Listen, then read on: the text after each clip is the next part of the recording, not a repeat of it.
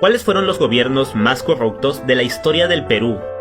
Según el libro Historia de la corrupción en el Perú, durante 500 años caudillos, presidentes y dictadores han saqueado nuestro país.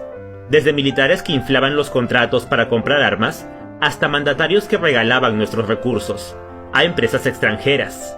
No podemos olvidar el saqueo de los que financiaron la Guerra de la Independencia, y luego le cobraron 10 veces más al Estado peruano. Así que estos son los 5 gobiernos más corruptos de nuestra historia.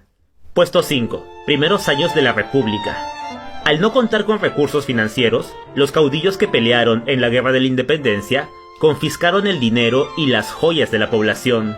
Esto generó una enorme deuda interna, que luego se pagó con aún más grandes intereses. Todos reclamaron su parte, y no faltaron los que se apropiaron de las reservas del Estado para pagar sus deudas personales. Al mismo tiempo, comenzó el gran festín de los generales, quienes se repartieron minas, casas, haciendas y esclavos, y más tarde sumirían al país en una serie interminable de golpes de Estado. Puesto 4. La era del guano.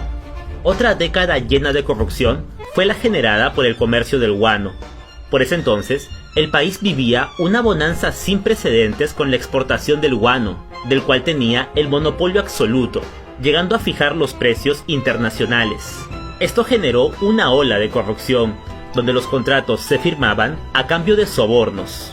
En lugar de invertir ese dinero en obras, el gobierno decidió pagar la deuda que había contraído con los militares durante la independencia.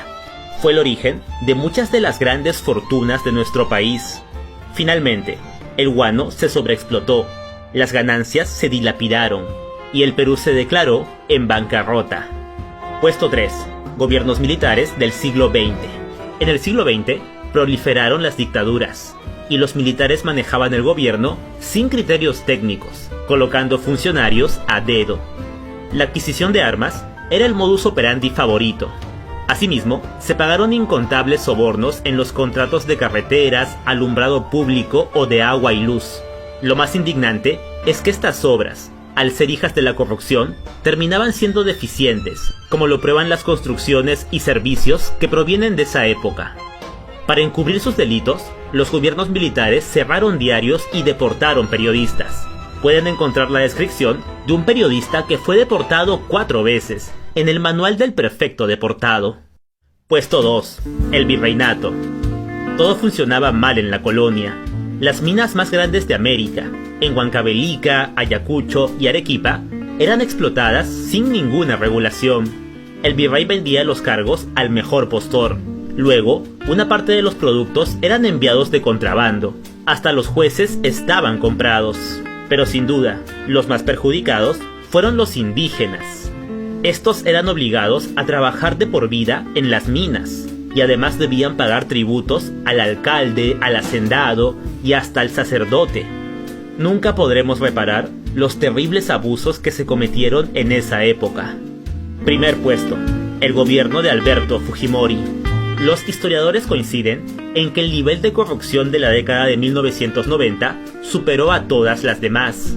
El costo de la corrupción alcanzó los 1.500 millones de dólares al año.